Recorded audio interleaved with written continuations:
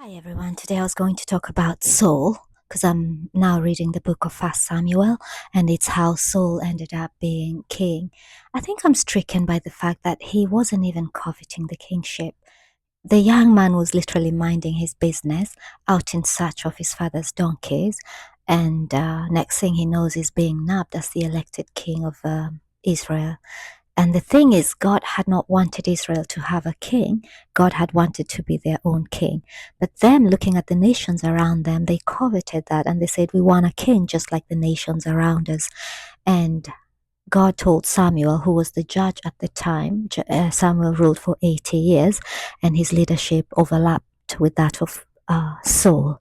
So God told Samuel, it's okay, give them what they're asking for. It's not you they're rejecting, it's me. So you can imagine the brokenheartedness of God, that are people he has chosen, called out of the other nations, the smallest of the nations, and God said, you're going to be my people, I'm going to be your king. And then they ended up saying, no, we don't, that's all very well, but we want an earthly king, just like the nations around us. And God had Samuel tell them exactly what the king would do in terms of imposing taxes on them, enslaving them, putting them to harsh labor, and this and that. And they were still like, yeah, we don't care. We want a king. And so God agrees to give them a king. And then the unsuspecting young lad is the one that is called upon to take this task. So he has a spirit of humility at the very beginning, even on the day when they're looking for him to make the public proclamation of his kingship. He was found hiding amongst the equipment. He really didn't even, when he was initially anointed to be king, he said, me? I'm a Benjamite from the smallest tribe of all the Israel tribes. So he really had a demurring view about himself. He carried himself with a lot of humility. So this is a man that God handpicked and put to be the first king of Israel. And then after his first victory, we have the coronation, where he's now officially made king, which calls to mind a principle I'm tracing through the Bible, that you have a calling, and then you perform within the requirements of that calling, and then it is made official. The title follows last. That seems to have been the path that Saul had taken, because he was anointed to be king. The Spirit of the Lord came over him, and then he won his first battle, and only then was there a coronation of him as king. And I was fast forwarding to David, and we'll get to David in the future. But David, you can imagine, he killed Goliath when he was just a young man sent to the battlefield to check on his brothers. Years later, he would end up being the king. So he performed the duty of conquering and vanquishing the enemy before he held any office, and then the title followed afterwards.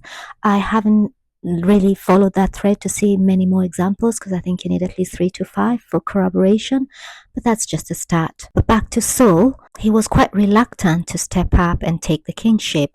I don't know if that stemmed from insecurities. I don't know if it stemmed from him understanding the gravity of the assignment that was over his life, or maybe it's just that he had a lot of humility. In any case, he steps up and he becomes the king, and he leads Israel for a period of, well, if you count, it could be anywhere from 20 to 22 years, though the Apostle Paul says in the book of Acts that Saul reigned for a period of 40 years. And the Jewish historian Josephus, he also goes with 40 years. So for however long Paul ended up reigning, we see right from the beginning, as reluctant as he was to embrace kingship, he quickly grew into it, especially after his first victory. It gave him the courage to realize, maybe I am truly called for this.